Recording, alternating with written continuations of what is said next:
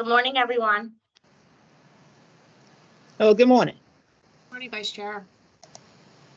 Morning. Good morning.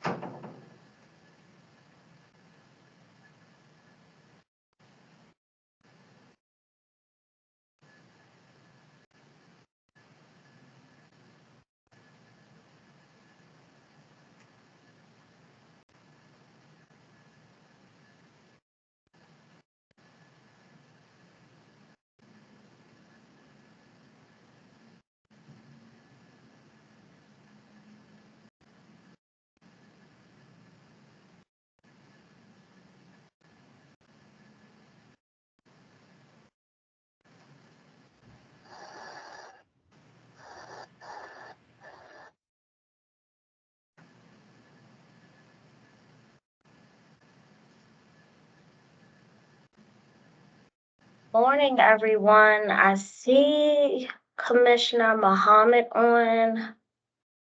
Commissioner Reed will be joining shortly, but out of respect for everyone's time, I will get started. Good morning. This is the committee chair, Chantel Roberts, and I would like to welcome you all to the February 24th, 2024 meeting of the Operations Committee. If you have not done so, please mute your phone. Anyone who does not mute their phone may be muted by the call moderator or removed from the call. Additionally, if you are not a board member or the CEO and her staff, please turn your video off. I will now read a roll call of the board to identify who is on the call. Please identify yourself first before speaking for the record. Commissioner Coy? Commissioner Muhammad? Present. Good morning, Commissioner Muhammad. Morning. Commissioner Reed? We will be joining. 4 members of the public who would like to provide public comment to this committee. You can do so by signing up beginning at 9 a.m. the Thursday before the meeting until 5:00 p.m. the Monday before the meeting date. Individuals or groups interested in providing comments to the committee may sign up one of 3 ways. 1, contact the board office at 443-642-2095 or visit the board office at 200 East North Avenue, room 406, or emailing the board office at schoolboard@bcps.k12.md.us. Up to 5 individuals will be given the opportunity to provide comment to the Operations Committee. Speakers will be granted 3 minutes. All public comments should address operations-related issues, and sign-up is not permitted the day of the meeting. In addition, the chat function during our virtual meetings will not be used as a tool for gathering feedback or answering questions from the public. If you have follow-up questions or feedback and did not sign up in advance to provide them during the committee meeting, please send them to schoolboard@bcps.k12.md.us, and the board office staff will provide you with a response. Without further ado, we can launch into our first presentation of the morning, which is 2.01 policy FKA waiver request, Baltimore curriculum project at Hampstead Hill Academy. Good morning.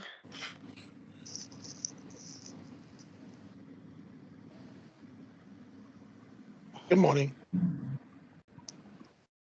This is Gregory Gamble, and I am the real estate agent for City Schools. And we have a waiver request from Baltimore Curriculum Project for Hampstead Hill Academy, and someone should be on the line for Hampstead Hill to provide you some additional information. Yes, thank you, Mr. Gamble. This is Matt Hornbeck, principal at Hampstead Hill. We have an annual event that's been taking place for more than 15 years. It's a fundraiser sponsored by our PTO. It's a large community gathering where we have bingo, bidding, and bites. And we're asking for permission to have the annual event. It's an adults-only event to include beer and wine. And we have security on site. I don't know, is there more information, Mr. Gamble, I should be sharing than that? I have the permit request. It's permit number 21147. Yeah, And, and also the group will be providing us with a certificate of liability insurance, and that will add the Board of School Commissioners, the mayor, and City Council as additional insureds. And they will also be providing alternative means of transportation. They will have some Uber/Lyft like QR codes, and as you said, school police will be on site for the event. and I'll be on site for the event as well.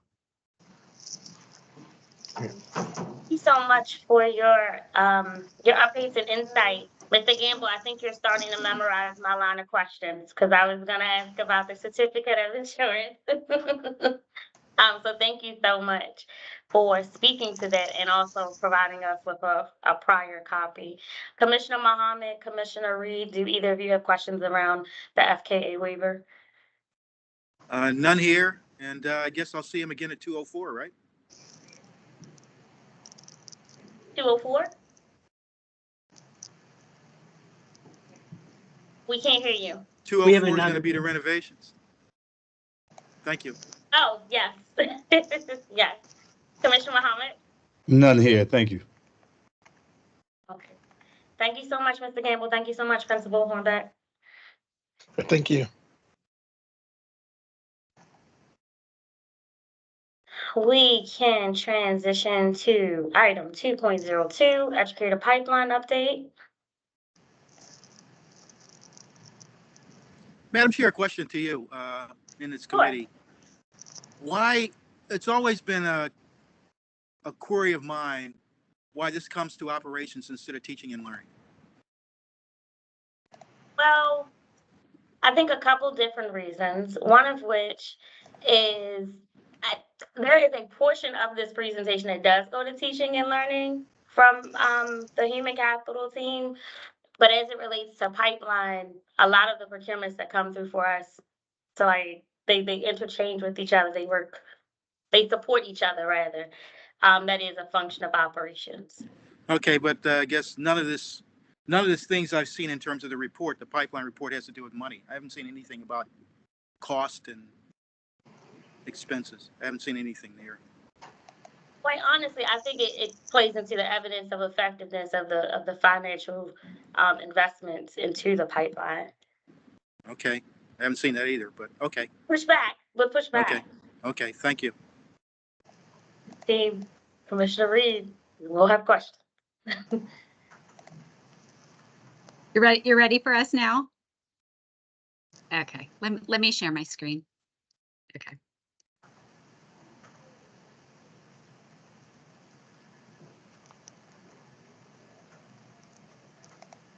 All right, can everybody see my screen? Yes. Okay. Oh, thank you for that. All right. Good morning, everyone. Good morning. My name is Sarah Deal. I'm the Executive Director of Recruitment and Staffing in the Human Capital Office. I will be presenting this educator pipeline update for you today alongside Tracy Frazier out of the Equity Office. I will kick us off with sharing information about the teacher pipeline work and then turn it over to Tracy to introduce herself and her team, and then to close us out with the principal pipeline work.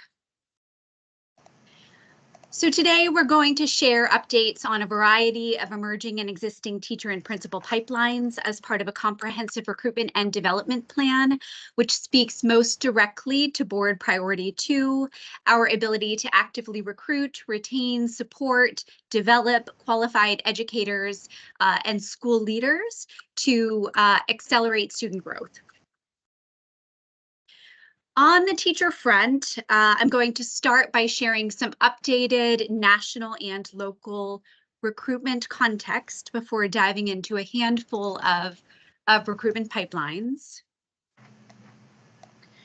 So I do think it's helpful to ground this conversation in national and local teacher supply data. So I know the data on the screen is a little bit dated, but it did come from very recent Department of Education and MSDE reports. So as you can see, nationally, enrollment in education programs declined by 91,000 from 2012 to 2019-20. Along that same time frame, enrollment in traditional education programs decreased at the same time that enrollment in the alt-route programs increased. And then the last data point to highlight is at the bottom. So 2019-2020 data indicates that elementary, special ed, early childhood were the top certification areas. Yeah, it's estimated to be like coming up at around 11:30, but I don't. I think, Trevor, you're not. There you go. Whereas all of the sciences and computer science were among the lowest. I don't think that that's surprising, but nevertheless, this is the national supply of teachers that we are recruiting within. So while national data provides trends, much of the data varies by state and region as teacher recruitment is hyperlocal. So in Maryland, enrollment in teacher preparation programs declined by 1/3 since 2012. Similar to the national trend, enrollment in alt prep programs is actually more diverse than traditional programs. And then the last thing to highlight is that the issuance of conditional certificates has increased by 136% over the last 5 years. The highest districts being Prince George's, ourselves, and then Charles County. So the state of Maryland is actually pursuing a number of strategies in order to entice teachers to come to Marylanders to become teachers, like the career ladder incentives or loan assistance repayment programs. That said, it's incumbent upon us to have a variety of robust, sort of ever-evolving strategies that focus on both the immediate traditional recruitment pipelines and more medium to longer term, sort of growing our own strategies. So this is the full complement of recruitment pipelines that we are focusing on for teachers. And today we'll be focusing on these 5. So current employees, which we'll refer to as Grow Your Own, alt-route programs, international teachers, our colleges and universities, and then a brief update around teacher referrals. So grow your own programs can take many different forms. We're going to share updates on 3. But before diving in, I did want to share what I learned in the literature, which is that in order for grow your own programs to be most successful, they need to be 1, affordable, 2, they need to recruit from the current population, and then 3, help employees with licensing. So this first one is about supporting employees with obtaining associate's degrees and bachelor's degrees to become teachers. And while tuition reimbursement has been a longstanding perk for employees at city schools, now what we are trying to do is really clarify the available, the affordable, the recommended pathways to earn associate's and bachelor's degrees. And just a couple of examples here. So CCBC has a variety of course offerings. They're actually willing to extend the resident tuition rate to our teachers or our employees, making it a really affordable option. We're actually working with CCBC around a cohort of paraeducators to earn their associate's degrees in light of the new Kerwin requirements. And then Coppin here, one route is that after employees earn their associate degrees at CCBC, they could then transition to Coppin to earn their bachelor's and potentially their certification as well. I will say more broadly, we are really trying to wrap our arms around all of the existing partnerships, sort of ascertaining what we have, what is missing, what is effective, and at what cost. But I would say we're sort of in the beginning stages of that. So second to grow your own. So in partnership with TNTP, we will be offering employees an apprenticeship model that allows skills development while earning a salary. So this avenue is for existing employees like paras to participate in an apprenticeship model focused on job-embedded training during the school year while remaining in their current roles.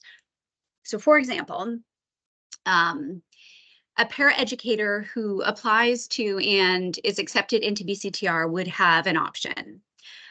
They could elect to do the 5 or 6 week sort of summer pre-service training before transitioning to become a teacher in the fall, or they could elect for an apprenticeship that would last from probably October until March. So a longer time, giving them more time, but also giving them more time to pass the praxis exams. So just another option for them. Our goal for this is new. Our goal for this is to have 30 employees serving in apprenticeship roles for 24-25, which means that they would transition to become teachers the following year. And finally, in collaboration with Institute of Higher Ed partners, IHE partners, providing programs of study for current and prospective teachers with conditional certification. So I shared this in the fall, but a majority of our new teachers entered city schools via the conditional certification pathway. It is therefore imperative that we have programs in place to support these teachers. So how are we going to do that? First, earlier identification of new cohort of conditionally certified teachers. So we are getting better. The last couple of years, I think we sent formal communication to the cohort of conditionally certified teachers in October, making sure that they understand that they're on a conditional certificate, making sure that they understand what the requirements are and our expectations of them. Second, in collaboration with IHE partners, providing support sessions that share information about conditional certification and that offer on-the-spot enrollment opportunities. So our expectation and a coming requirement of the new certification regulations that were recently adopted is that conditionally certified teachers enroll in a program. And so what we're trying to do here is just make it as easy as possible for them. And then finally, monitor teachers' progress relative to their certification plans and provide additional support as needed. To date, I would say this has been a challenge for us. We do have a couple of newer team members whose role is to support conditionally certified teachers. And so I expect that we will improve in our ability to sort of monitor progress to goals and provide additional support as needed. So these are the partners with which we have MOUs in place to support conditionally certified teachers. These universities offer different options, whether it's certification or master's degrees in a variety of different content areas. These partners showed up to each of the 3, I think, sessions that we had in the fall. They spoke to teachers, they answered questions. For those who were ready, they supported them with gathering information to enroll in their programs on the spot. So this is certainly an improvement in our level of support for conditionally certified teachers. Alt-route programs. So we currently partner with 3 alt-route programs to recruit, select, place, develop teachers to fill positions in high needs content areas. And historically, these partners have provided about 1/3 of our new teachers. But with the additional positions, thanks to the Kirwan funding and the recruitment challenges last year, I think collectively they provided about 17% of our new teachers. But just like us, we are always trying to figure out what is working, what is not working in terms of our recruitment strategies. They are too. And so this chart highlights a couple of the newer recruitment strategies that each partner has put into place recently in order to meet the evolving recruitment landscape. I'm not going to read this chart, but I think the themes across the board make sense. And that is an emphasis on local recruitment, diverse recruitment, being cognizant of financial challenges so that that's not a barrier for prospective teachers to become teachers. So we will be entering into a new partnership with Johns Hopkins to recruit and develop STEM teachers via a residency model. So remember, a residency model offers candidates a year-long, essentially resident experience before they transition to teachers the following year. So Johns Hopkins is leveraging their brand to recruit their inaugural cohort of, I think it will be between 10 and 15 residents. So in this program, candidates earn their master's during the residency year before receiving extensive coaching and development throughout the 5-year program. So we both value the experiences of our teacher interns, and we recognize that we must recruit beyond the schools of education. So on the left, you'll see the student interns. So the student interns are those in undergraduate programs of education who are completing their practicum or their internship with city schools. And our goal is to increase the percentage of interns who transition to become teachers from roughly 29% to 50%. One strategy we'd like to employ this spring is to host an information session or a meet and greet for all of our interns, the fall and the spring, really to encourage them to teach at city schools. We want them to teach here, and just ensure that they're clear in terms of what they need to do so that we can consider their application. And then on the right, you see the graduates beyond schools of education. So this is what I was saying earlier. So to meet the demand, we must proactively target undergraduates and graduates beyond the school of education to become teachers. So what does this look like? This might mean targeting all of the sort of undergraduate and graduate math majors at local colleges and universities, just so they know that employment with city schools is an option via the conditional certificate route.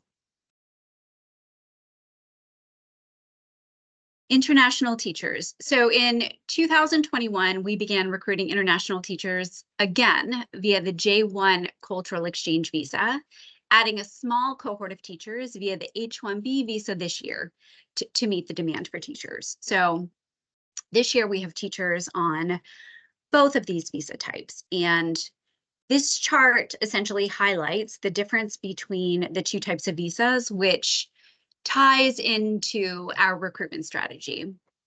So what do I mean by that? For example, the H-1B visa on the right, as you can see, is an up to 6-year visa with the possibility of extending into permanent residency.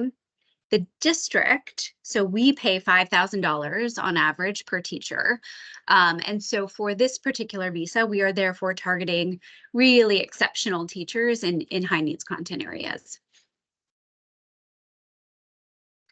So the last couple of years, the majority of our new international teachers have come from the Philippines. This year, I think roughly a dozen have come from a handful of other countries. And this year, we're really trying to diversify our international teacher recruitment efforts. So recruiting from South America, and Africa to reflect the growing number of English language learner and Latino students, and to expand the cultural diversity of teachers with respect to the experiences that they bring. So our goal is to offer up to 60 H-1Bs in critical needs content areas that have consistently had a high number of vacancies and or will be challenging to fill in the next 5 years. And we are planning to hire 200 international teachers in total, which means that we will also recruit up to 140 additional J1 teachers across all content areas, but with a particular focus here on ESOL teachers. So we know that international teachers need support. We've already begun thinking about what additional supports we can provide. So a couple to note here. So district level professional development, of course, in collaboration with academics, designed for international teachers that focuses on curriculum, classroom management, stipending teachers to support with some onboarding and logistical support, making sure that folks are picked up from the airport and taken to their housing. And with respect to housing, making sure that we have options that provide teachers with rentals that is low cost on the front end. So teachers, of course, save some money before they get here, but we are trying to make it as easy as possible for them. All right. So we all have connections to colleges and universities and professional organizations, and we know great prospective employees to city schools. And, in fact, many high-performing charter schools get about half of their new teachers annually from employee referrals. And so our goal with a teacher referral campaign is to implement a simple process that incentivizes and makes it easy for employees to refer candidates and ensures that there are structures in place to follow up with those who are referred and those who do refer. So last year, we launched our inaugural teacher referral campaign only in the month of May, and we offered $250 through K-12 Buy so that for instructional materials, to buy instructional materials to eligible employees who referred a teacher who was hired and began teaching. This campaign only yielded us 9 teachers, but we are trying again. So this year we plan to double that amount. So to offer $500 through Fusion, the new Oracle, to eligible employees who refer a professionally certified teacher who's hired and then begins teaching at the start of the school year. And then finally, to close out the teacher portion, I just wanted to close it out by grounding us once again in the recruitment strategies that we're pursuing, both those that currently exist and those that are emerging, to make sure that we have the teachers that we need. I'll now turn it over to Tracy to talk about the principal pipelines. Thank you, Sarah. Good afternoon. Well, good morning. It's still morning. My name's Tracy Frazier. I'm the Director of Educator Pipelines and Induction, and I want to share updates on what's happening with our principal line. So our mission in Educator Pipelines and Induction is to accelerate the development of early career leaders. So we support assistant principals and principals in their first, second, and third year of service. And then we also support our pipeline for those aspiring principals. Next slide. Sorry, it's not advancing. Oh, it's not advancing. Maybe can I take control? Let's see. Sure. I'm sorry. Let's see.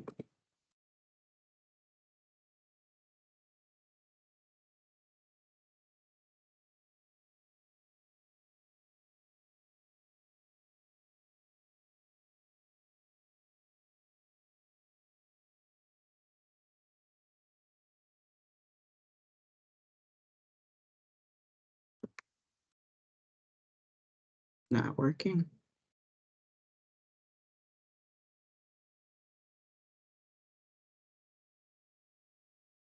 Okay.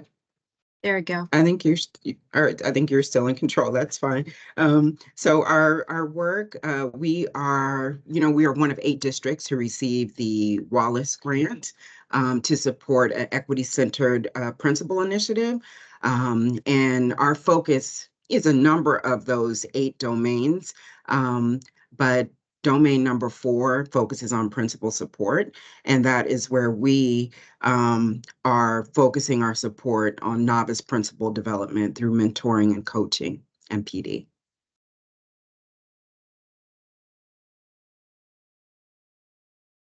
This is our team, which has grown. So lovely.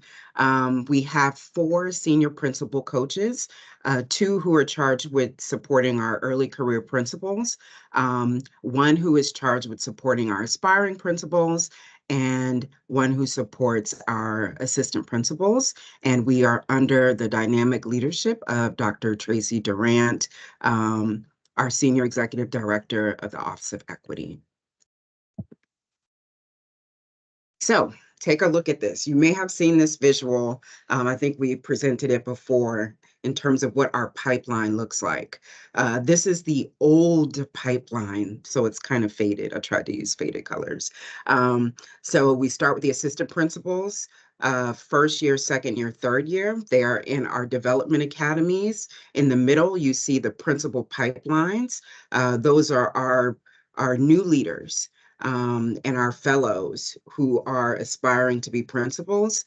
And then towards the end of the pipeline, you have our principals. Last year, EPI supported the first year and second year. And then we had a partnership with BKL and Associates who supported our third years. So you see internal and external mixture of support last year. This year, the next slide, we have a pipeline 2.0.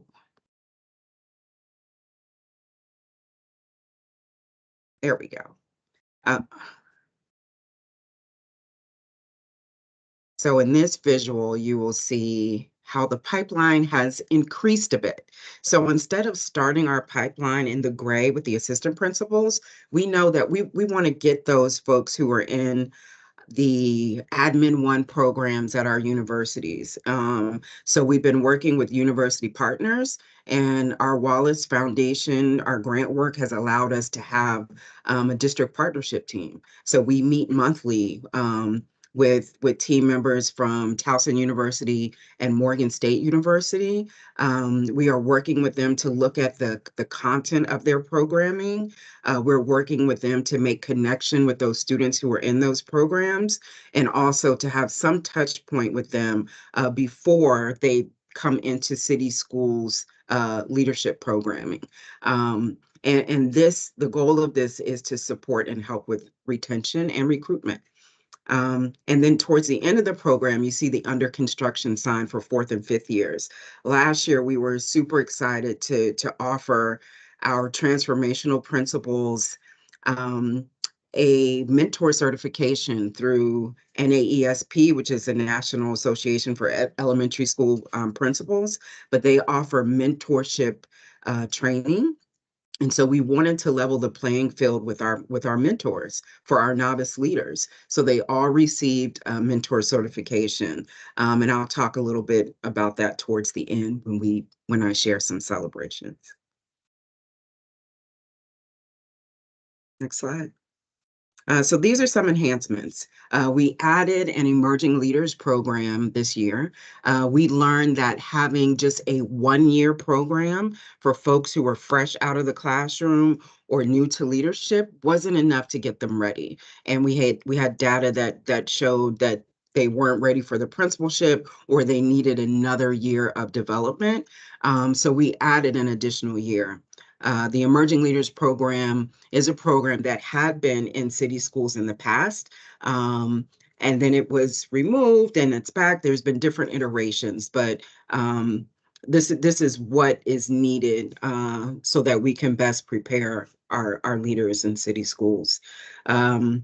We're happy to say that we were able to increase our team of coaches from 2 to 4.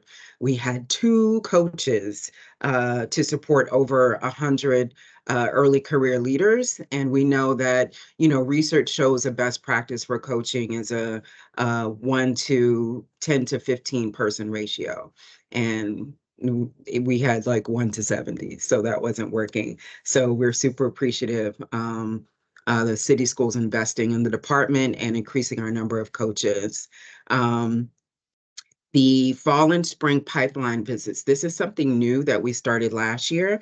And this was another way for us to increase our bench of eligible candidates. A lot of folks aren't interested or hadn't been interested in the principalship lately, believe it or not.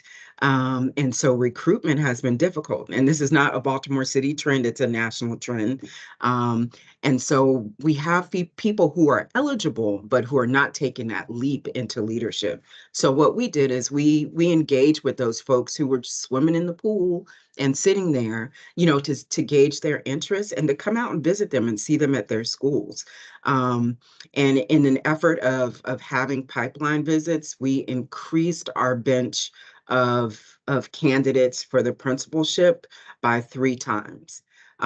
So that's something that we've continued, and we added spring visits this year.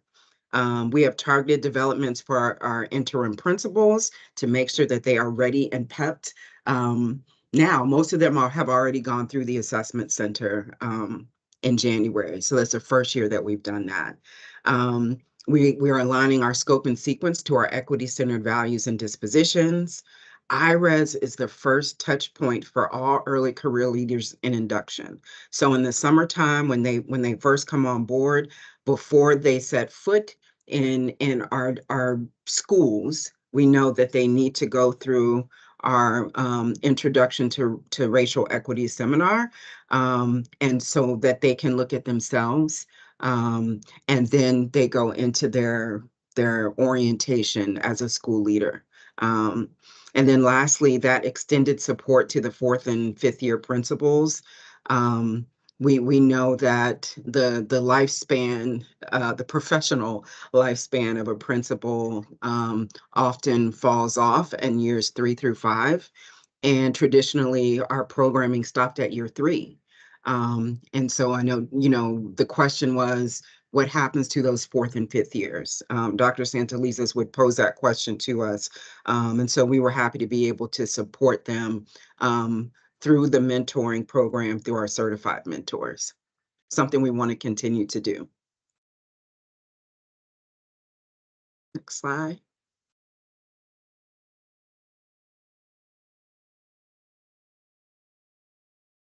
So here are the numbers.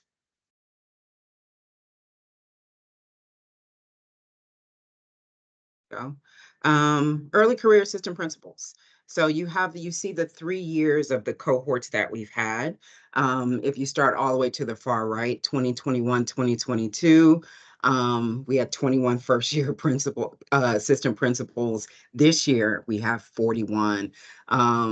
So I want you to pay close attention to the year 3. Traditionally in year 3 is when the support or engagement, their engagement with us drops off. But this past year, we've been able to maintain, and we even increased some of the year 3 engagement. And on the next slide, you'll see the same trend for our principals. Year 3, you see we have 13 year 3s. Last year, there were 13 year 2s. So we were able to retain 100% of our principals from last year to this year. And this is the first year that we've been able to do that. And we attribute that to our senior principal coaches, having more of them being able to spend more time with their coachees has been a huge, huge help.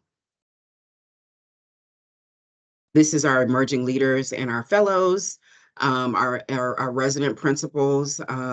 We have 4 emerging leaders this year and 5 resident principals this year who are all presenting as ready for the principalship. And one thing I'll add, we just had an information session on Friday for the upcoming cohort. And we had 45 people who are interested in becoming a part of our pathway programming, which is more than we've had in the 3 years that I've been in this seat. So it's looking good. So what does our support look like? We offer a menu of support. Anyone who are in any principals or assistant principals who are in their early career years receive monthly professional development. We affectionately call that Talent Development Tuesday. So on Tuesday, you know that our early career leaders are getting development in the district. They also receive coaching, and coaching is tiered based off of their years. We do pipeline visits to increase our bench of candidates and get to know them, to create profiles. And it's a cohort model. They have the GroupMe text and app, so they use that cohort model so that they can lean on each other, and they visit each other. They do walkthroughs with each other. It's a part of the curriculum, and we also added this year interview and school family council preparation. So we've done mock interviews. We learned that that was an area where they didn't fare very well with the assessment center. So we added that to our bag of supports. So this is just a brief view of what the scope and sequence looks like. There are different cycles. The cycles are all aligned to the leadership framework. And as I mentioned before, you know, their monthly visits, they go through learning walks. It's a safe place for safe practice. They bring problems of practice to the cohorts. And we are certain to make sure and maintain a focus on the humanity piece. As a school leader, you have to be able to build relationships with families and the community, and that's one of our key tenets. So just take a look at this. This is what it looked like with our coaches. 22, 23, we had 2 coaches. They were supporting 107 early career leaders. This year we have 4, and they're able to divide that support amongst 144 early career leaders. So because of that addition and that investment that the district has made, our coaches can spend more time during the school visits. We're able to provide targeted support for our interim principals. They all have an individual, not an individual learning plan, but we do have an individual development plans for our interim principals. And our coaches can plan for the feedback conversations, so they have more time to be effective at coaching the early career leaders. And I feel like I've probably said coaching 15 times, but we know that coaching is a key lever in changing practice. So this quote is from ASCD: principals have the ability to make a significant impact at the district level by moving entire schools, teams, and classrooms forward, by applying what they know about teacher coaching to principal coaching. Principal coaches can more easily tap into an existing skill set to accelerate principal growth. A lot of times the focus is simply teachers, and we give teachers instructional coaches, and we know that that is going to change teacher practice. But having leadership coaches is going to change leadership practice and leadership actions. And we'll see that in some of the data that will be on our next slides. Learning and impact. All right, so these were our goals just internally. Everything was at 80. So, you know, we wanted to engage at least 80% of folks participating in our sessions and in our coaching, and completing our surveys and things that we offer, right? And so a growth area for us and something that we're working on is looking at what are those measures of success. How can we measure the impact our coaches have on our early career leaders? Right now, the The evaluations are in progress, so we'll be able to look at how they fare on their evaluations to see what that impact looks like. We're also looking at adopting some assessments to assess those soft skills that leaders should have. We know they should, be instructional leaders. They should be able to develop people, but there's a level of humanity that they should have. There's a level of time management that they should have. There are these skills that they need as a leader that may be outside of the framework that we want to be able to measure. So that's something that we're working on for next year. So what are they saying? I'll let you read the quotes. When we look at the surveys, we're not just pulling out like what are all the positive things that they're saying about us. We listen to what they say their needs are, and we make adjustments. Sometimes we have to go back and say that's not a good idea. An example of an adjustment that we've made is that although we partner with new leaders for our pathway programs, our coaching for the new leaders are done by our in-house senior principal coach. And that's because they need the Baltimore City lens. It's something that they've been looking for. Like, how do I do budget? How does this relate to being a leader in Baltimore City? So they get some of that foundational skills from new leaders, and they get that intense and personal coaching from City Schools senior principal coach. Here's some data of what they've said in terms of feedback. So 80% find all of the monthly professional development beneficial. You see 93% value the coaching support, which is something we hear about throughout the district. And 100% of the people we touch in our cohorts have reported growth in the leadership framework.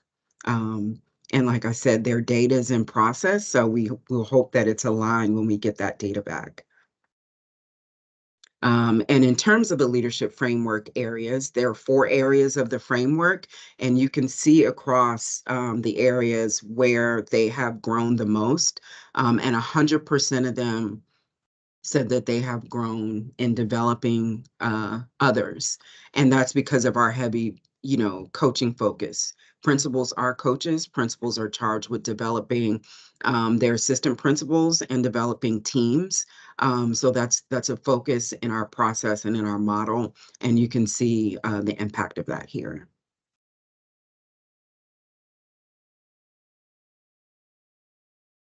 New leaders, they have given us the report from their surveys done mid-year.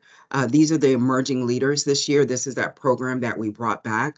And 75% of them across the board have reported favorable outcomes from the new leaders' development. And just so you know, it's a small sampling. There are 4 emerging leaders this year, so 75% is 3 out of 4. And these are the residents. The residents, we have 5. We started with 7, but 2 of them became principals before the year's end. So these are our 5 residents.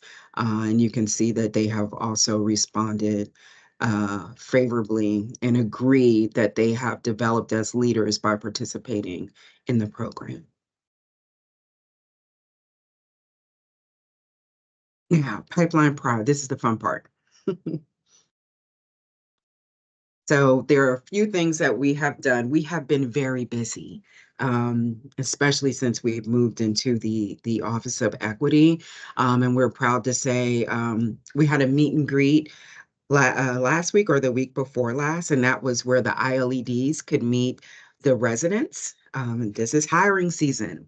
They need to know who they are. So the residents had to do a presentation, and they had lunch, they were able to talk. It was kind of like on-spot interviews in a sense. But the residents shared their past experience, their goals, what legacy they want to lead, and why they chose Baltimore City.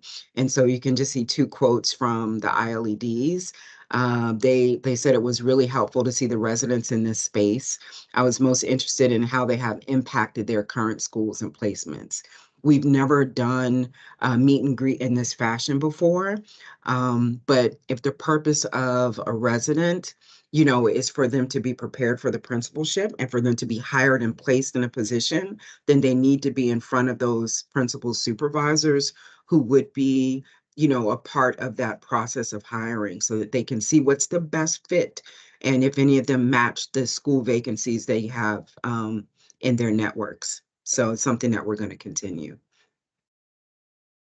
National Summit for Courageous Conversations. Our residents and third-year principals were invited to accompany the Equity Office to Austin this year for the Courageous Conversations. And we got so much feedback from the residents and some of the third years who said that they'd never been invited or been engaged in a professional development opportunity outside of the district.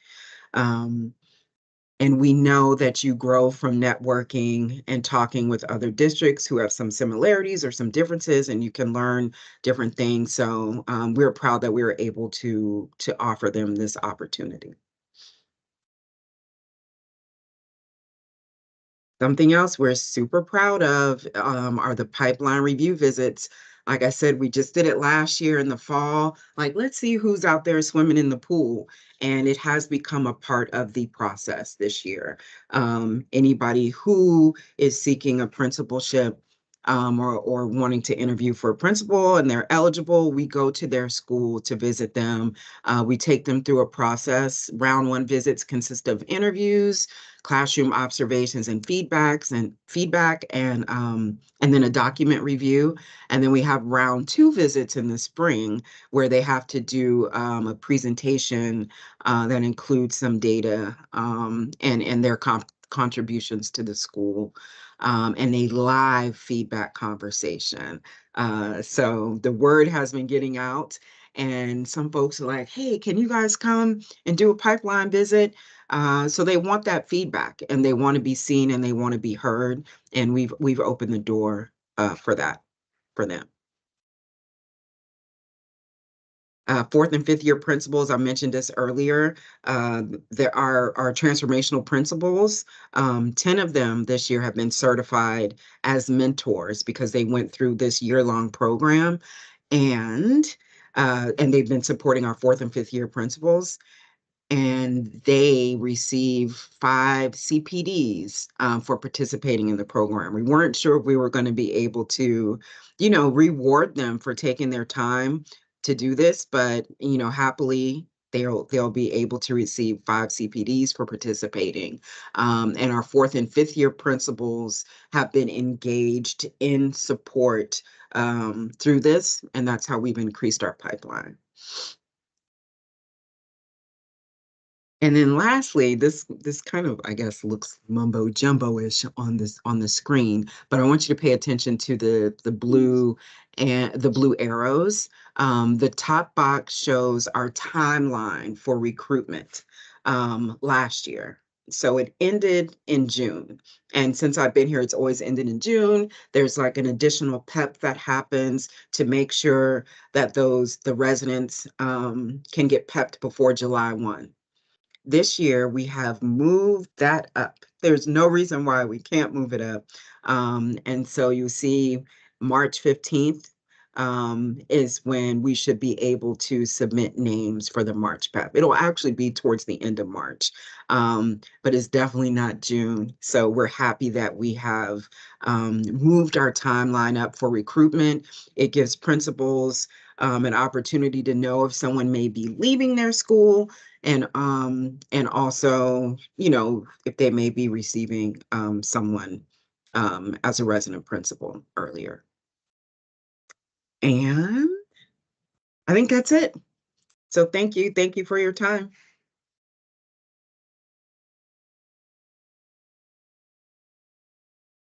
Thank you so much for the presentations. I know that we have a full agenda, but I want to open the floor for questions. Commissioner Reed? I saw you pop on first, Commissioner Muhammad. I'll lean to Commissioner Reed. Okay, Commissioner Reed? I guess two things come to mind. I guess the first, Executive Director Deal pointed it out earlier about the whole idea behind ascertaining what's effective, what's best in class, and how can we learn from that.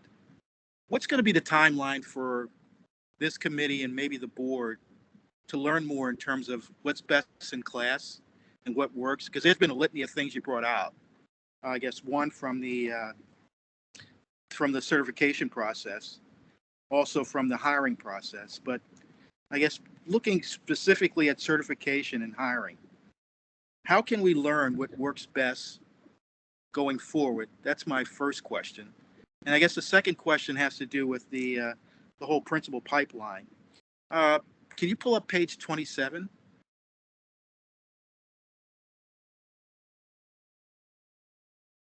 Tracy, are you sharing? I can't seem to. Yeah, because I guess another question is just in terms of methodologies, you guys, I'm not an academic. So in terms of methodologies, what works best in terms of, okay, right here. Okay, you said terms of, okay, so looking at cohort 2021-22, if I go to the left in down one to 22-23, it's going from 21 to 16, right? That's a natural progression. And then it goes down to 19. Is that how it works? My question is, why is that number going up? Right. Well, it's more people who have engaged it with us. So that's a great question and observation. And you go from 27 to 33. I would guess the number would stay the same or go down, but why are those numbers going up? Yeah, that's a good observation. So the numbers have gone up because more assistant principals have engaged with us. So it's not a requirement for them to engage in the process. But this shows that they have, heard about or felt some of the support that we've been giving to their colleagues, and they have reached out for support. So that's one reason. Another reason is there have been more assistant principal vacancies. And so there have been some new people who have been added to some cohorts. So they don't start in year one, it just goes straight to year 2 or year 3? Yeah, if they are a year 2, they're a year 2. So like if we didn't support them in year 1, but they're a second year AP, then they would be in the second year AP Gotcha. Cohort. Okay. Mm-hmm. So it's a function of the years they've been an assistant principal. Yes. Okay, gotcha. Yes. Okay, I understand now. Mm-hmm. Okay. Yeah. Because I was drawing a line across and it just didn't work for me. Yes. Okay. Mm-hmm. All right. And the Wallace grant. Mm-hmm. How much is it, and what do you owe the Wallace Foundation in terms of deliverables? Okay, well, the Wallace grant, it was an $8 million grant. We're currently in year 3 of the grant. And in terms of deliverables, can you clarify what you mean by deliverables? Well, I guess if I give you $8 million, Mm-hmm. I have some reasonable expectation you're going to give me a successful product. Mm-hmm. What do they want for that $8 million? Yeah. Okay. In short, it's an equity-centered principal pipeline. And so our pipeline would start with our engagement with our university partners and the state of Maryland. We're all a district partnership team. And so we have a list of goals and deliverables for each year of the grant that we're working on. So I'll give you an example. This year, a focus has been on the selective hiring and placement. And so we have engaged with human capital on the hiring process, the interview process, the questioning, ensuring that the equity lens is applied in those levels. And so that's been one of those areas of change this year. And so every year we have So if 5 I years. Okay, thank, thank you. Commissioner Reed, thank you for the question. Just to add to what Tracy said, we actually annually have to submit a work plan, and that work plan is based on the 7 domains. And so every year we have to submit what our goals are going to be, and what we have done typically has been what are the needs of the district so that we can properly leverage the resources from Wallace. We're happy to provide to the board an update on the items we have in our current work plan and our progress report that we've actually just submitted to Wallace as we're getting ready for our year 4 submission. Yeah, because thank you, Dr. Durant, because that's helpful for me, because one thing I look at is one way we can help the system is try to get more foundation funding. But if we do a good job with the funding we get, it could bring us in more funding. I mean, so it's a great program. Thank you, and thanks for articulating that. Yes, thank you for that, Commissioner Reed, and we appreciate the board's willingness and support of continued funding, because we have been able to, as Tracy has already noted in the presentation, a lot of what we were able to share with you today is because of our ability to leverage these Wallace resources. And in 2 years, those resources will no longer be available. So this almost $1.3 million that we've used around professional development and systems and sustainability, we're going to need to figure out the district's investment in that going forward. So thank you. Thank you. And Madam Chair, I'd be willing to talk to Executive Director Deal offline in terms of the certification part. I don't want to use too much time. Well, I actually have a question, but I was gonna throw it to Commissioner Muhammad first. I appreciate it. I have a couple, but I will keep them limited for time's sake. First, thank you for the work and the commitment around supporting our principals and creating a strong pipeline. It's really important to our district. My questions are centered around the outcomes of the work in the schools with regards to the academics. When we look at the pipelines, when we have schools with significant pipeline support, or either resident principals, are we seeing stronger outcomes with regards to our students' academics? And with that, with the current principals, are we seeing principals perform stronger at their outcomes as principals themselves when they have that support in the building? Mm-hmm. Thank you for that.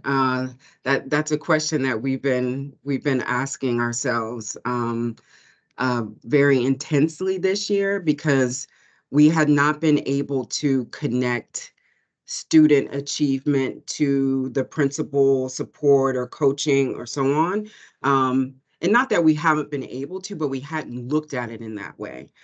So when I said there are a number of different changes that we're looking at this year, that is one of them. How are we measuring our impact? For the principal performance is one, that's the first level. And then to the student achievement. And so it's layered, but that's an area, that's a growth area for us, but it's something that we are currently working on. And Thank we'll you. have some data, we'll have some data back.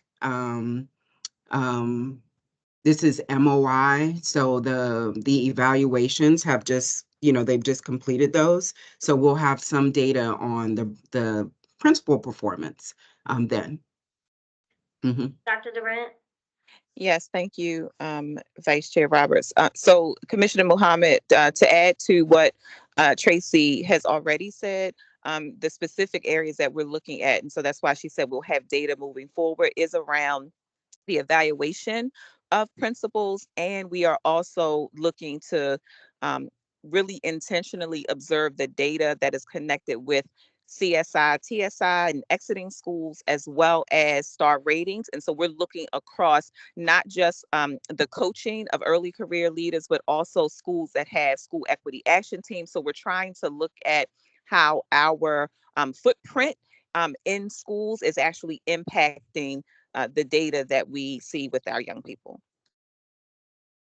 I appreciate that insight. I appreciate your collective work, as this is really important. And I'm sure we are creating some strong footprints out there, but gathering it is going to help us keep the funding coming. So I appreciate the effort. One other question, if I can, Vice Chair, with Sure. regards to our teaching,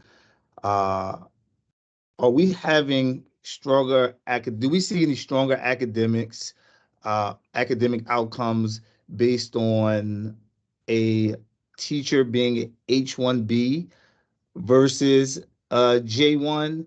And along with that, are we seeing any outcomes that suggest that when we have teachers from particular areas versus another, we see stronger outcomes? And I don't have much time, so I'm going to throw one other thing in there. Sorry. Okay. Is there long-term cost savings with regards to using one versus another? I'm Sorry, sorry. I know that's later. No, that's okay. I didn't hear the last part of the question. Is there a long-term what? Cost savings when using one group with regards to our H-1Bs versus our J-1 international teachers. Yeah, I'll start with that first. So this is the first year that we have teachers on an H-1B visa, and it's a very, very, very small cohort. So we don't have a sense around effectiveness for the J-1 visa versus the H-1B visa. Like I said, we probably have maybe about 15 teachers here on an H-1B visa this year for the first year in years out of about 98 teachers. Next year, for the 24-25, we anticipate to increase that number fairly significantly up to 60. It is possible, given that we are targeting the most exceptional teachers that we can find in high needs content areas for the H-1B, that we will see a different outcome, but we just don't have that information yet. I would say more broadly, stepping back, we also don't necessarily at this time have sort of a clear return on investment in terms of our teacher partnerships more broadly, where we can connect the teacher pipeline to student outcome data. That is something that we certainly want to move towards. At this time, we are looking at other metrics like the number of teachers in high needs content areas, retention data. Historically, we have looked at teacher eval data for a particular pipeline relative to all teachers, but we are just not yet at the place of looking at our teacher pipelines relative to the student achievement data. Appreciate it. Yeah. That's it from me, Vice Chair. Thank you for the opportunity. Thank you so much. And I want to be respectful of everybody's time, but I do want to offer just as a matter of record, and we can follow up on it. But first and foremost, I want to thank you for elevating the support that are in place for conditional certifications, renewals, and progress monitoring, because this is a huge, tremendous area of opportunity for the system to support. For our school leaders and educators, but I would love to have some follow-up around the current certification process and any areas that we can expect to see and hear in the near future about process improvement so that these supports are sustainable. Was staff able to capture that? It looks a little weird. I'm looking at me twice. I got it. I think I got it. Dr. Jenkins, did you get that? I did. Thank you. Thank you so much. I recorded as well, Vice Chair. Thank you so much, Jonathan. Thank you so much for both of the presentations this morning. We can transition to item, I'm sorry. I thought I heard someone, I'm sorry. We can transition to item 2.03, the 21st Century Annual Report. Good morning. Good morning. Okay, and I think I've shared my screen. Did it share? It has not. Okay, let's try that again. Okay, We're good. there we go. Okay, so good morning, everybody. My name is Cindy Smith, and I am the Executive Director for Planning, Design, and Construction. And the 21st Century work is within our team over here in Planning, Design, and Construction. So as part of the Revitalization Act of 2013, the 21st Century Buildings Program is required to provide an annual report. This is done in conjunction with MSA as the primary person who puts it together. We provide input, and so does the IAC. And let's, oh, one too many. There we go. Okay, so in the annual report, of which the full document should be submitted underneath the support documents for the board meeting, we will go through our strategic priority alignment, the executive summary of the annual report, some project updates, information about swing space, academic planning, enrollment projections, surplus buildings, some of the community engagement we do, as well as the Inspire program with Baltimore City, and then some to wrap it up with the communications financial report and the maintenance plan update. So this aligns with board priorities 3 and 4 regarding high quality modernized facilities, as well as engaging all stakeholders in their child's education. So as a summary of the annual report, we have now completed 27 out of 29 school buildings in the 21st Century Buildings Program.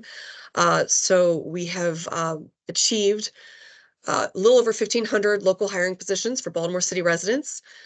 We've completed over 350 procurement tasks, participated in more than 79 statewide outreach events, 17 of which were organized by MSA, and have a little close to $390 million in contracts, with MBE being about 32.75%, 77%. In regards to projects, we do have a listing here, and I won't go through every single one of these. We have a listing here of all of the projects for Plan Year 1, and then in subsequent slides, Plan Year 2, that we have opened to date so far. There's Plan Year 2. And then the rest of Plan Year 2. The one to note is the final Plan Year 2 school is in design right now, with a construction start date proposed to be sometime this spring, aiming around April and May-ish timeframe, most likely, with a proposed completion date of August 2026. We do have a new Plan Year 3, and this was new last year when we refinanced the bonds to be able to add the Frederick Douglass Briscoe project into what is now Plan Year 3 for the 21st Century Program. It is in design currently. Frederick Douglass will swing, and we'll talk about swing space in a minute, but Frederick Douglass will swing this coming summer into Northwestern, and it is proposed to be complete also in August 2026. As part of what we do on the capital side, we've incorporated this into the 21st Century Buildings Program as well, where we have mapped all of the 21st Century buildings in regard to the CCI scores that our planning department created. So you can see that our buildings are pretty widely dispersed throughout the city, and in pretty much every scoring area of the city, so from low to high investment areas of the city. We do, because everybody always wants to know where we stand with some of the other buildings that we're in the midst of either replacing or renovating under major projects. We do have a list here of the non-21st Century Buildings Program schools that are in some form of design or construction, mostly through the CIP, but some might be under Built to Learn. One is in conjunction with the Housing Authority. If you actually review the annual report document, you will not find these in there because they are not 21st century buildings, but they are being done to 21st century standards that we have across the district. In regards to swing space, we have one school in swing right now, which is Commodore John Rogers. They're currently in the Southeast building over on Fate Avenue. They moved out of their, when you see move out date, that's when they moved out of their permanent location, and move in is when they move back to their permanent location. So they moved out last summer, and their planned new building is scheduled to be, planned complete is August 2026. And again, like I mentioned, Frederick Douglass will move into their swing location this coming summer. It's in the Northwestern building. And their plan to move back into their newly renovated space in August of 2026. At that time, Briscoe will join them also in their newly renovated building. Over this last year, we did provide transportation services to 2 schools for elementary school students only. Cross Country Elementary School, which opened over the holiday, over the Christmas break, winter break, and then Commodore John Rogers, which has been in swing and will continue to be in swing. So 7 buses did serve those 2 swing locations. Our academic team is very much involved in these projects as we go forward. They continue to collaborate with all the schools to reimagine compelling and innovative educational programs and experiences in these new buildings. They work with all of the leaderships of each of these schools to identify the focus of each school. And then they work with the schools to determine how to use things like their new collab spaces and their new resource rooms and spaces like that they were not have before. They have already created 30 school-based academic focus areas for the schools that have opened, and they continue to do that. They're also doing this on any of the major projects that are replacements or renovations through the CIP or Build to Learn projects as well. Major component of the 21st Century Buildings program was to decrease the footprint of the district. So based on our MOU, we were obligated to reach a district-wide utilization rate of 86% in school year 1920. We did exceed that goal, and we did achieve a utilization rate of 87%. And our continued utilization rate actually for this year is anticipated to be 87%. This past year, we did surplus 2 buildings. We surplused Stewart Hill Elementary School and Utah Marshmallow Elementary School through the annual school review process that Angela Alvarez and Art, proposes and presents every year, and that our team is very integral to. Throughout 2023, our engagement team and our public relations team did continue to engage with all of these stakeholders in these new buildings, continuing in ones that have previously opened, as well as a lot of work in the new ones that would open. So during the start of last year, when we were opening Highland Town 237 as well as Montebello, our team was supporting them as they moved back into their original buildings. Swung back in and performed community meetings in regards to that. And then during the summer of this past year, they supported the Commodore John Rogers group as they moved into their swing space. We've worked with DOT, Department of Planning, the school leadership to address traffic concerns at some of these sites. We've supported traffic studies at a couple of these, as well as proposed traffic calming solutions. And during 2023, the team hosted 46 community update meetings and other events to provide update information on just the 21st Century Buildings program buildings. In addition to that, we work with Baltimore City and their Inspire process. And the Inspire process was developed completely around the 21st Century Buildings program to support the 21st Century Building schools. So the Inspire team actually is working on, for example, a mural in the Robert Coleman Inspire area, as well as they continue to support safety improvements near in Cherry Hill and near the schools in Cherry Hill. They have adopted 3 new Inspire plans as we've opened new buildings, and they continue to work, of course, on the previously adopted plans, including speed cameras up around Loch Raven Boulevard for Northwood because of speeding on Loch Raven, and sidewalk improvements to connect Medfield to its adjacent sites to support Medfield. And they have supported new tree plantings in over 160 locations. In addition, the 21st Century Communications team organized a dedication for Cross Country. So we had a nice grand opening ribbon cutting ceremony at Cross Country to open that new building. And they continue to work with all of our professional photographers and videographers to document and record all of the work that we're doing with 21st Century Buildings program. They do have a very significant footprint on social media, including Twitter, Facebook, and Instagram. So if you're not following us already, you should. You'll get to see all the new stuff that comes out right when we post it on there.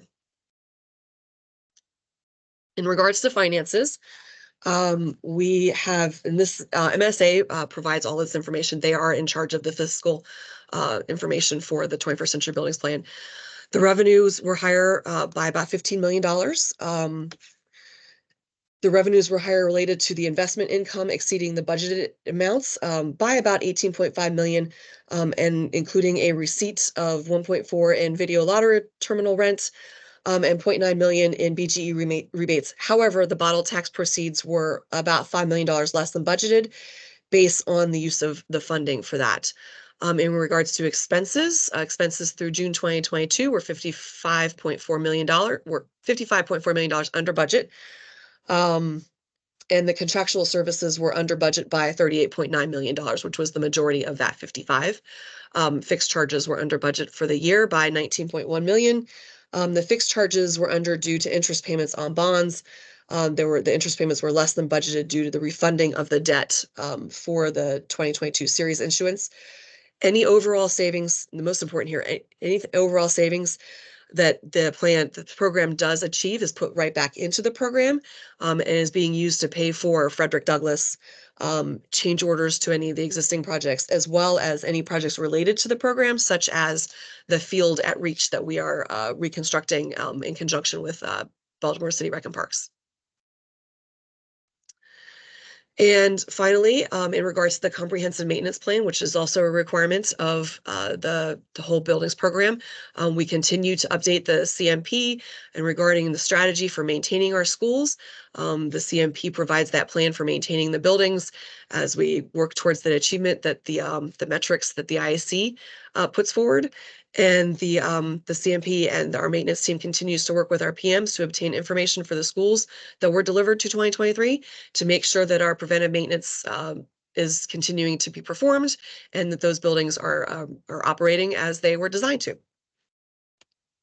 And any questions? And I know I sped through that, but I know that we were short on time, so I was trying to be expeditious. I was absolutely about to say, Cindy, you sped through that, but it was great content. Before I provide my remarks, Commissioner Muhammad, Commissioner Reed, anything from either of you?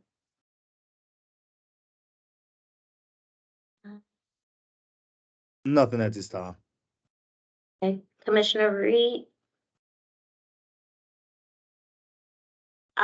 Cindy, are other members from your team on? If so, could they come on camera? I believe so. I know Maurice is on. I think Lynette is on. Maurice and Lynette. Fred is on, apparently. Yeah. So I think there's quite a few, actually. Yeah, Monique should be on too for everybody. the CMP. I love this team so much. And I know that we've elevated this at our last board meeting, but I absolutely have to say this again, that Baltimore City Public School System has been selected by the National School Board Association as a 2024 Magna Award Silver winner in the over 20,000 enrollment category for the 21st Century School Buildings Program. And as I've shared before, there is no other major urban school system in the United States of America that has been able to execute such an effort. And so I want to thank this team and all of our partners, as we know that this has been a tremendous cross-functional effort. So from the committee to your team and our partners, congratulations, team. Thank you very much. We appreciate that. Thank you. Absolutely. I actually do not have any questions, but I just wanted to be dramatic and provide additional congratulatory wishes. We appreciate that. And I'll make sure I share it with anybody who didn't make it to the meeting. Please do. Please do. Thank you so much. Thank you. We can transition to item 2.04, Baltimore Curriculum Project Loan Request.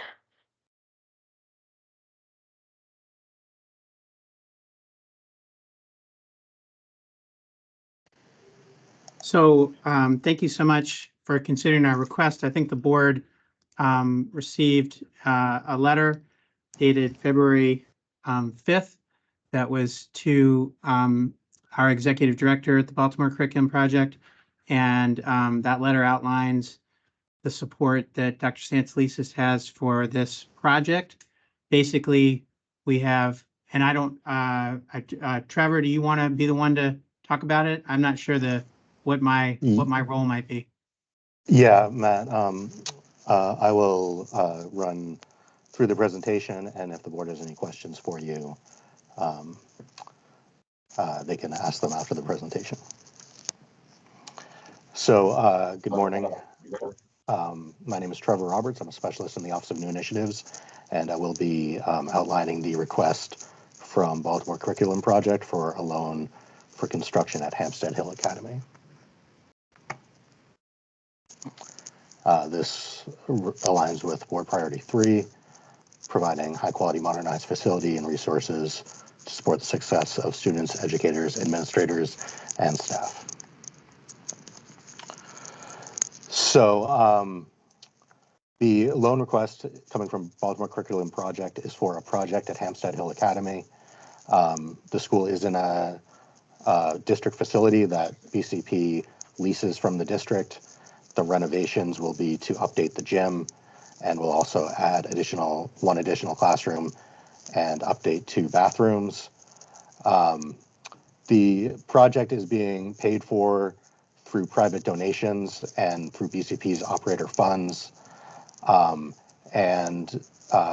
operator originally had an estimate of approximately $8 million for the total cost of construction.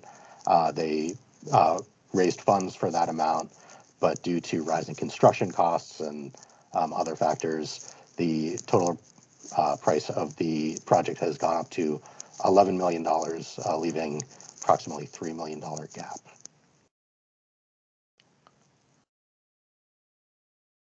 To cover that gap, BCP has made a request to the district for a loan. The exact cost would be $2.847 million. They're requesting that this be a no-interest loan, which they would repay by the end of the school's current operating agreement in 2031. There is an option where the school would have the option to go through an earlier renewal, and if granted a longer contract, that would then extend that repayment through the end of that longer contract. But right now, BCP's plan is to pay that off by 2031. As part of this, there's also a request for a 20% rate abatement, which is our standard rate abatement for operators under the lease for construction projects that are funded by the operator.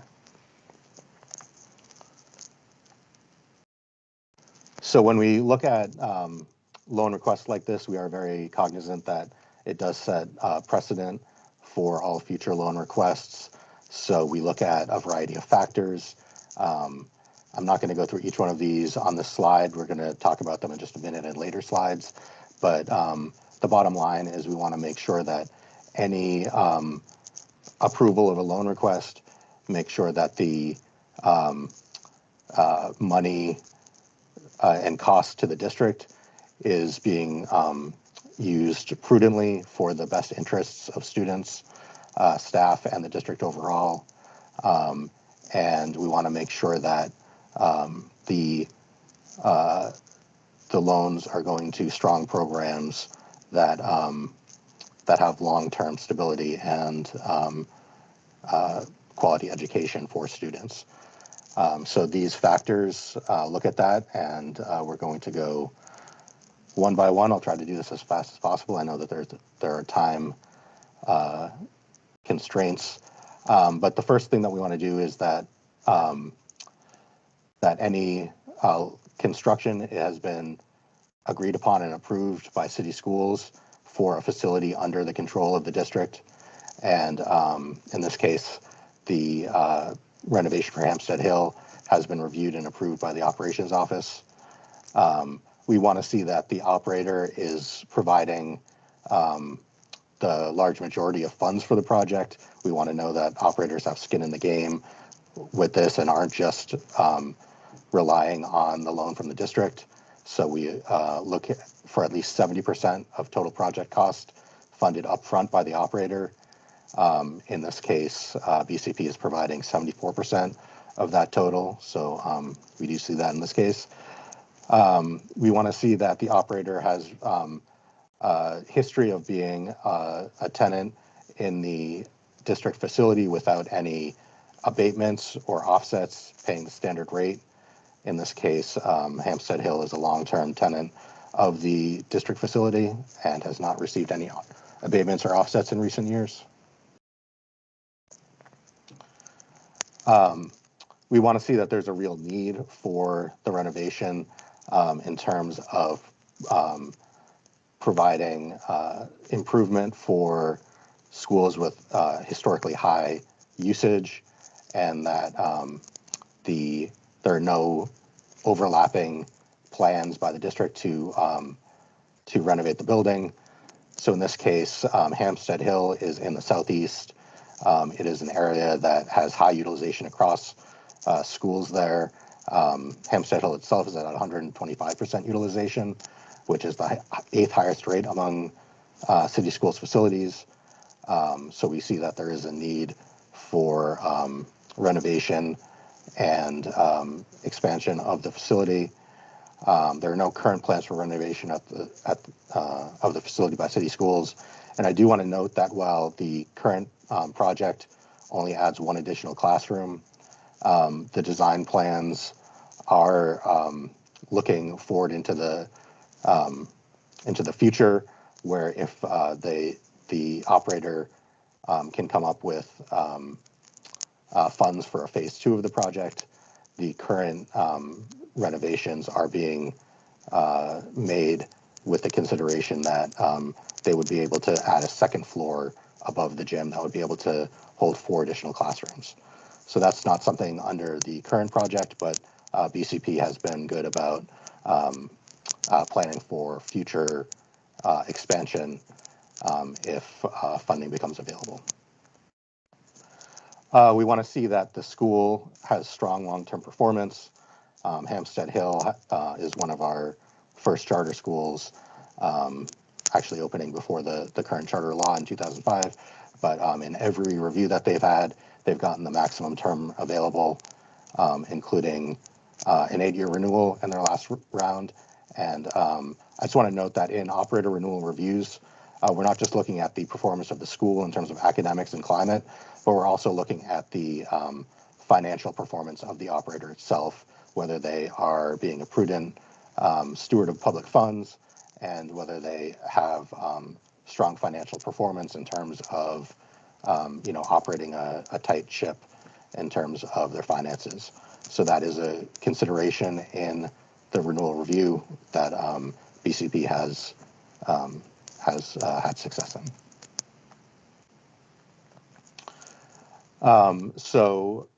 We also want to see that this loan must be repaid by the end of the current operating agreement.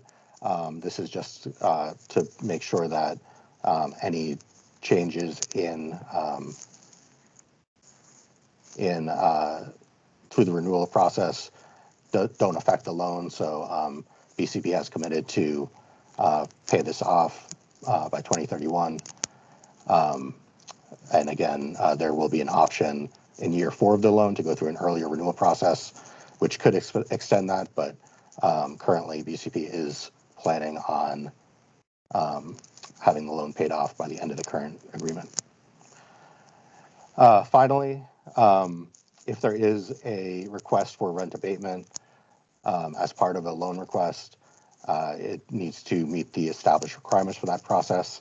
So in the standard operator loan for schools and district facilities, schools are eligible for a 20% rent abatement based on renovations that are funded by the operator. And under that lease agreement, Hampstead Hill would be eligible for such a rent abatement. Are there any questions about the request? Thank you so much for the presentation, Trevor. Commissioner Reed? Yes, thank you, Trevor. I guess it's just a couple questions just for me. The school system owns the building, correct? Correct. So in terms of the payment, does Hampstead Hill create like a reserve fund where they build the money up so they can pay us in 2031? Are we a first lien holder? How does that work in terms of how we get paid at the end of the deal? Is there like Yes. an escrow fund, a reserve fund? And are we first lien in terms of any expenses they have for the building? So the plan is to have the loan repaid out of the operating funds as they come in year by year. So there isn't, an escrow account that would hold that amount, but it is coming from the operator funds as they are distributed to the operator. In terms of the lien, part of this will be conditioned on the actual development and execution of lease language, so we can put language to that effect in the lease language. Yeah, I think we want to be first. And I guess my second question is, this is more performative going forward. We're lucky enough to have Hampstead Hill as one, it's an eight-year renewal school. Two, it's a 4-star school. And 3, I think I read that middle school students are like in the 97 percentile. Say it was a low-performing school, would they get the same deal, or we'd have to really flesh it a little bit more seriously? So one of the factors is the school's renewal history. So, what we look at in renewal is academics. That's 50% of the total renewal review. And we also look at the school climate and the operator performance. So schools that are not earning full renewals, that's either a 5 or an extended 8-year renewal, would not be eligible for such a loan. So we are really limiting it to schools that have, strong performance that we have, long-term agreements with. Thank you very much. If I could just Thank add, to, just to be super clear in terms of we are first in line. So any grant, anything that's owed to the district comes out before schools get their disbursement, just to be clear about that. Thank you. Thank you, Madam Chair. You're welcome. Commissioner Mohammed, did you have additional question? Yes. If I understand correctly, the terms are around the loan, they're going to be withheld. With them being withheld, are our terms around they're going to be withheld yearly, quarterly, and what impact could that possibly have on the operator's ability to continue to perform at the high level that they are currently? Mm-hmm. Yeah, the repayment schedule is, a detail that we're going to be discussing with the operator. So it could be quarterly, it could be once a year. The operator has given us, a estimate of what they think they can repay on a yearly basis, and they are cognizant of operational impacts of that. It's one of the reasons they are requesting the rent abatement, because that will give them some additional cushion in operations. So there is, been a lot of thinking about what BCP can afford to repay it back every year, and if there are concerns that it is negatively affecting operations, that's what that early renewal option is for. So after 4 years of the loan, if BCP is finding that repayment is a burden on them, they can opt for that earlier renewal, which would then extend the loan repayment term. Thank you. That's it from me, Madam Chair. Thank you, Commissioner Mohammed. Thank you, Trevor and Angela, for the presentation. If there are any additional questions, we'll be sure to send it in writing. Thank you. We can transition now to Item 2.05, 2.06, 2.07, and 2.08, which are all supplemental appropriation items. Okay, good morning. This is Marion Cox, Deputy CFO, Finance, and the Operations Office will be presenting the supplemental appropriation requests. Ultimately, it's to go to the board for, to the full board for, their approval. Please note that, all four of these supplemental appropriation requests are relate to the board's strategic priorities number 3, 5, and 7. Priority 3 is that city schools will have high quality modernized facilities and resources that support the success of students, educators, administrators, and staff. Priority 5 is city schools will provide equal access to district services, resources, and facilities to ensure the success of students, staff, and surrounding community, and that city schools will continually work towards equity at all levels by implementing policies, practices, and procedures that create a welcoming and inclusive academic and professional environment. So for compliance with a lot of reasons, Finance and Ops will be, we present to leadership first, then to the Ops Committee, and then it goes to a public board meetings. So we are appreciative of the comments and that we have received from City Schools CEO, the cabinet and staff, our community partners. We may get questions today on this matter. So we are doing this in accordance with board policy DIG, which is fund balance. Just a note of comment for context, all of these requests, they're basically accounting type requests. They are done on behalf of the Chief Financial Officer, Chris Doherty, and we are requesting board approval. And of course, this is for comments and discussions. We are asking approval to be able to take funding, actually fund balance from the general fund and transfer it for certain projects to the capital projects fund, where the operations office will provide the detail as we go through these one by one. There's 4 in total. So to keep in mind, the first request is for $1,850,000 relating to the transfer from general fund assigned fund balance to the capital projects fund relating to the Northwestern, formerly Garrison swing space prep project. So this amount was included in the general fund assigned fund balance as we close the books at the end of FY 2023.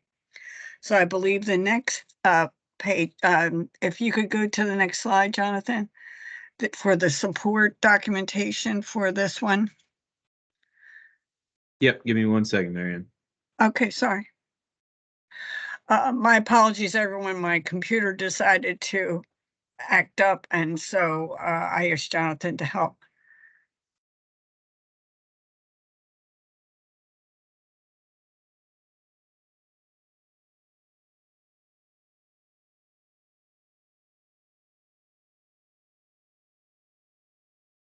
Yes, thank you. That's it.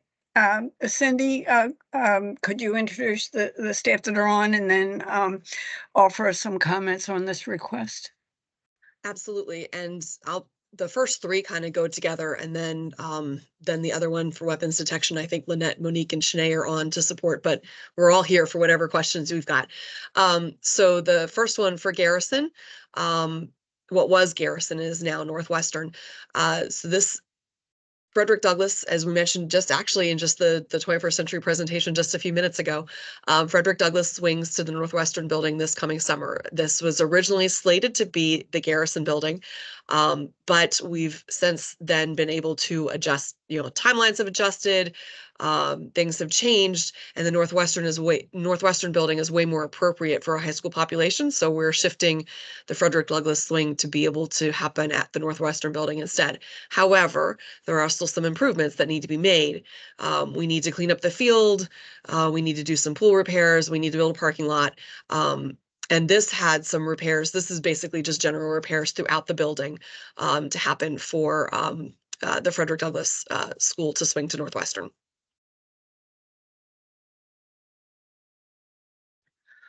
Okay, Cindy, this is not a 20, actually, yes, this is for the swing space for Frederick Douglass to use for the swing. Is that what, I'm reading your comment underneath, and I thought it explained why, why it was switched from originally Garrison to Northwestern.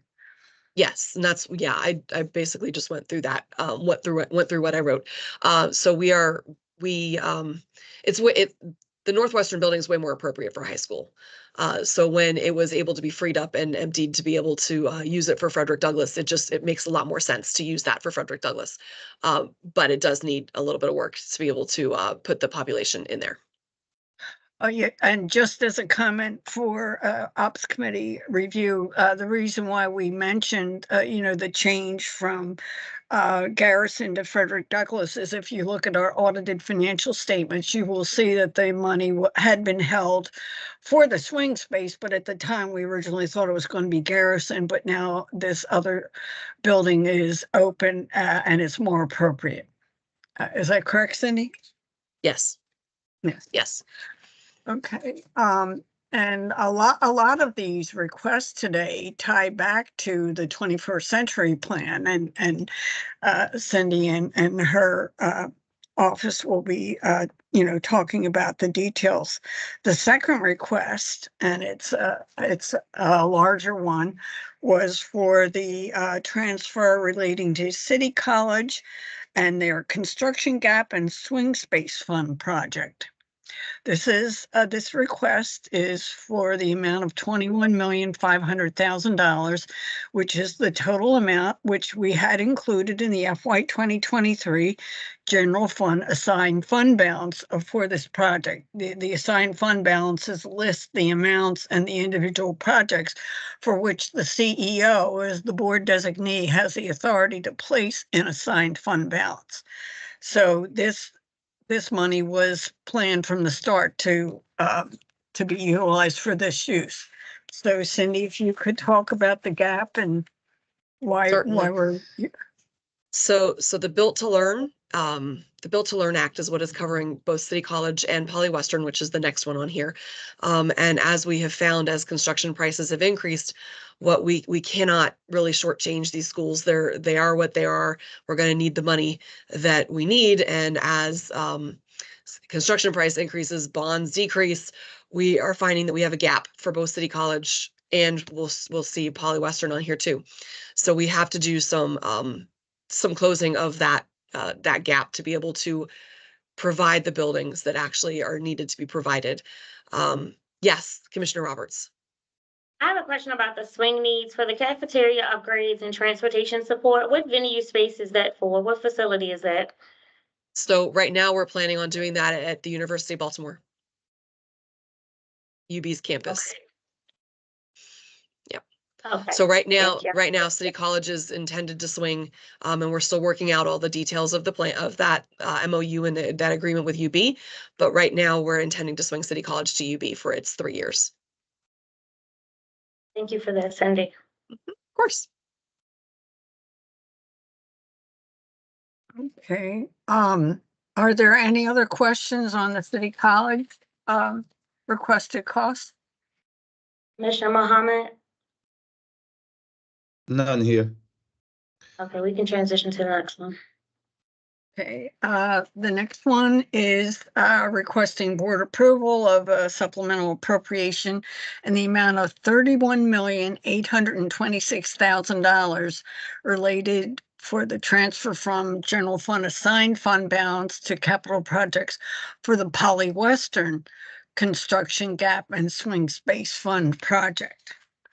So there's another cost estimate sheet that would be, yeah, for the 31,826. Yep, that's it. So, yep. So similar to City College, we've got a gap that we're trying to close here too. So, as I mentioned, we've got a gap. Now what you will see here, excuse me, listing is Chinkapin. We're no longer using Chinkapin for the swing for Western either. Again, Northwestern is much more appropriate for the high school than Chinkapin. So the reason why Chinkapin is here is because that's how it was listed again in the original documentation. But what we're going to be doing is using this money for the rest of the air conditioning to finish up any of the gym floor that we need to do at the Northwestern building. So all of this money is actually going to go, any of the swing money will actually go to the Northwestern building instead to provide the program and the space and the fields and the gym and the pool and all that that we need to have for the 3 high schools to use. And it'll be 3 consecutive high school uses, which is a really good use for that building. Thank you, Cindy. We can transition. Oh, I'm sorry. Commissioner Okay. Mohammed, did you have a question? None here. Okay, we can transition. Thank you. Okay, so we have one remaining supplemental appropriation request, and this is for $6 million from the general fund unassigned fund balance to the capital projects fund for the weapons detection system high schools only. I do want to note that we develop and assign the assigned fund balance only once a year as we close our books. So those determinations are only made, as authorized by the CEO. There was an earlier request, which it was for Armistead Gardens construction fund gap. There was $41 million in the original request and assigned fund balance, and only $33,233,500 was requested for the supplemental appropriation, which was board approved on December 12th, 2023. So that unused balance of $7,766,500 will flow as we close our books in 2024, will flow to unassigned fund balance to offset this additional item for weapons detection, which had not had money held in assigned fund balance at year-end 2023. So I believe there is another list of items to be utilized with this fund. So Cindy, if you could. Sure. Since I'll go through this one. So the $6 million is supported by what we'll have is a little bit shy of 5.5 for the actual installation of the system, the stands, everything else, and then we'll need to do electrical upgrades at those 26 schools to support that. So that's the remainder of it. The remainder, just a little bit over $500,000.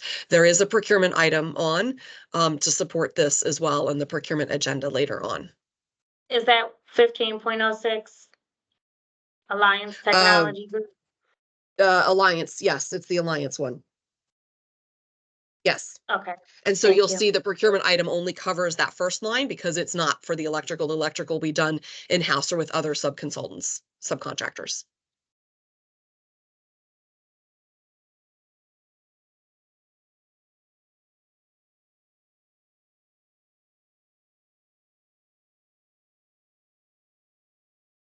So are there any questions about this request that will go to the board?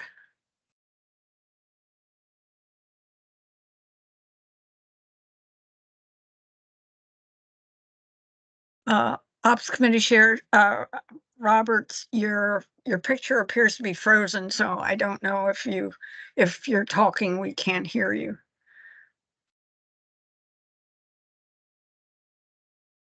There you go. Hi. Okay, so we were just wondering if there, any questions. I did not. Commissioner Mohammed, did you have any questions? None here. Thank you. I think we are good. Thank you, So, team, for reviewing those. I'm sorry, Mary Yes, Ann? these items will go for full board approval at the public board meeting on 2/27. So just wanted to mention that. Thank you, Mary Ann. Thank you, team. Okay. Thank you, everyone. Bye. Anyone that attends operations committee knows that I hate going over time. So in the best interest of our time, Commissioner Mohammed, do you have any questions around any of the procurement items on today's agenda? No, I don't. I'm comfortable. Thank you. Okay, I have two, and it's just as a matter of record. For 15.01, if this is a multi-year contract, 2023 through 26, if the system went through 800K in the first 10 months, is the team projecting the true cost of services? Like, how are we projecting those costs?